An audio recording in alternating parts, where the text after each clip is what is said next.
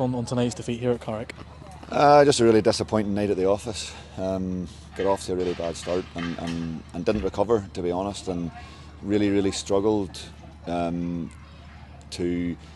get a grip of the game and to get back into the game. Not from a possession or not from a dominance point of view. I think we'd quite a bit of the ball, but we just struggled to create good opportunities. We struggled to really have a go in the final third, and all in all, it was just a really tough night. You mentioned the struggles in the final third. Do you have any reason for that, or is there anything that springs to mind? I think obviously we know what it's like coming to Carrick, and we've picked up good results here over the years, and we played it quite well. And the plan ideally was to go and do our normal thing and play the way we play here.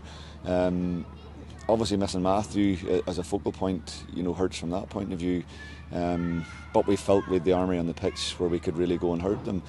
The problem was we couldn't move the ball, and we couldn't, obviously we can mix it up a bit at times if we need to, but the majority of our play is that we like to get the ball on the ground and move the ball.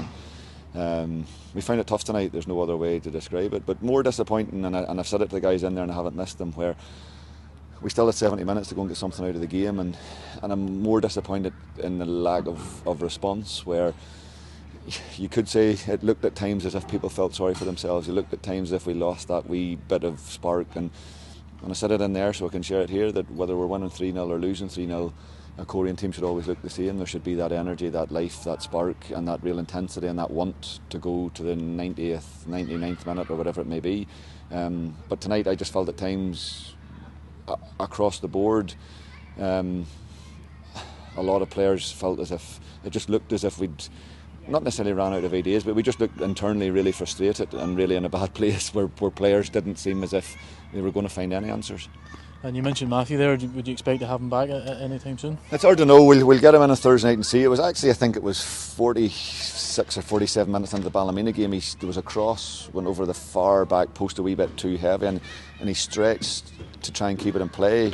And it says, however he's landed, he's jarred his ankle or hurt his ankle, and he played the other 30 or 40 minutes of the game. Woke up sore on the Sunday and the Monday, and since then it just hasn't gone away. If we were 5 or 6 games to go towards the end of the season, we would maybe take a risk, but he's been too important and too big a player for us, where we've got to be careful from that point of view as well. So listen, he's been a strong point for us down here over the last few years. I think it's been a favourite ground of his, and he's weighed in with goals here.